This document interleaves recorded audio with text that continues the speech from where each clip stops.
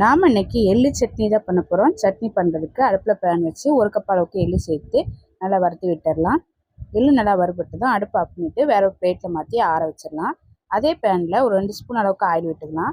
Oil சூடானதும் 1 spoon அளவுக்கு உளுத்தம்பருப்பு, 4 வரமிளகா, 2 பல் பூண்டு, கொஞ்சமாக புளி எல்லாம் சேர்த்து நல்லா வறுத்து விட்டுடலாம். இப்போ இது கூட ஒரு பெரிய வெங்காயத்தை நீள்வாக்கில் கட் பண்ணி போட்டுக்கலாம். வெங்காயம் சேர்த்து நல்லா கலந்து விட்டுடலாம். இப்போ இது கூட கொஞ்சமாக கருவேப்பிலை இலை எல்லாம் சேர்த்து வெங்காயத்தை நல்லா வதக்கி விட்டுடலாம். வெங்காயம் நல்லா வதங்கினதும் இது கூட பெரிய சைஸில் ஒரு தக்காளியை கட் பண்ணி போட்டு வதக்கி விட்டுடலாம். தேவையான அளவு உப்பு எல்லாம் சேர்த்து நல்லா வதக்கிடலாம். இப்போ தக்காளி வெங்காயம் நல்லா வதங்கினதும் இது கூட ஒரு துண்டு தேங்காவை கட் பண்ணி போட்டு கலந்து விட்டுட்டு அடுப்பை ஆஃப் பண்ணிவிட்டு ஆற வச்சுட்டு மிக்ஸி ஜாரில் மாற்றிக்கலாம். இது கூடயே வறுத்து வச்ச எள்ளை சேர்த்துக்கலாம். தண்ணி சேர்த்து சட்னியை அரைச்சிட்டு வந்துடலாம். அரைச்ச சட்னியை ஒரு பவுலில் மாற்றி வச்சுருக்கேன். தாளிக்கிறதுக்கு அடுப்பில் கடாயை வச்சு எண்ணெய் ஊற்றி கடுகு, வரமிளகா, கருவேப்பிலை போட்டு தாளித்து சட்னியை ஊற்றி கலந்து விட்டால் டேஸ்ட்டான எள்ளு சட்னி ரெடி.